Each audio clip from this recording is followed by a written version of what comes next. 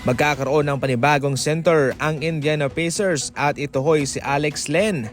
Naghihintay na lamang sa ngayon si Alex Len mga idol na maklear ang kanyang waivers sa Washington Wizards mga idol, kung saan siya ay pinakawala naman pagkatapos ng trade via Sacramento Kings. Hindi siya kinakailangan nitong Washington mga idol. Sa ngayon, hindi nangangailangan ng mga big man itong Washington Wizards. Kanilang pinakawalan nga si Jonas Valanciunas. Sa Pacers naman, malaking tulong itong si Alex Len sa kanila sapagkat kanilang pinakawalan si James Wiseman papuntang Toronto Raptors. Kahit na mababang numero lamang ang naibibigay ni Alex Len sa kanyang mga nakaraang team na pinaglaruan, sa edad na 31 years old siya nag-a-average ng 3 points, 3 rebounds sa loob ng 10 minuto. Sa Sacramento Kings nagkaroon siya ng 15 starting lineup position mga idol sa kanyang pangkabuang 149 games.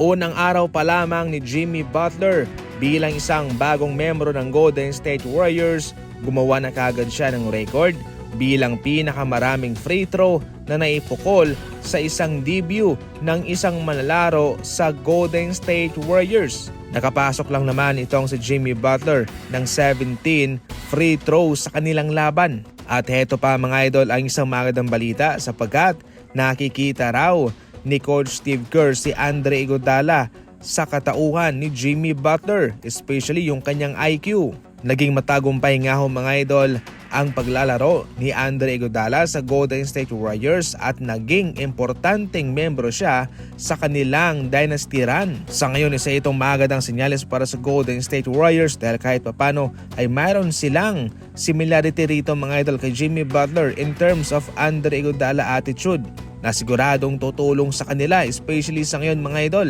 Kitang-kita naman yon sa naging impact niya sa kanyang unang laro. Walang nagkaroon ng problema sa kanyang chemistry kay Stephen Curry. Malaking tulong ang maibibigay ni Jimmy Butler sa Golden State Warriors given na marami naman siyang experience, especially nabuhat pa nga niya ang Miami Heat papuntang NBA Finals. Dedepensahan naman ni Damian Lillard ang kanyang titulo sa pangatlong pagkakataon mga idol para sa 3-point contest.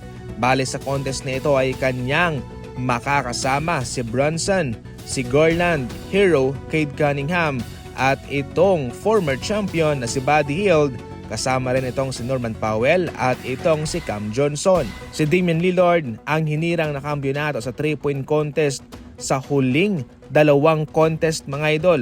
So definitely kung siya'y mananalo pa sa 3-point contest na to, balik kanyang pangatlo, record po yun. Ngunit hindi birong magawa ang record na iyan sapagkat marami rin naman ang kanyang babanggain, especially meron din namang mga magagaling na shooters sa kanyang mga kasama sa contest.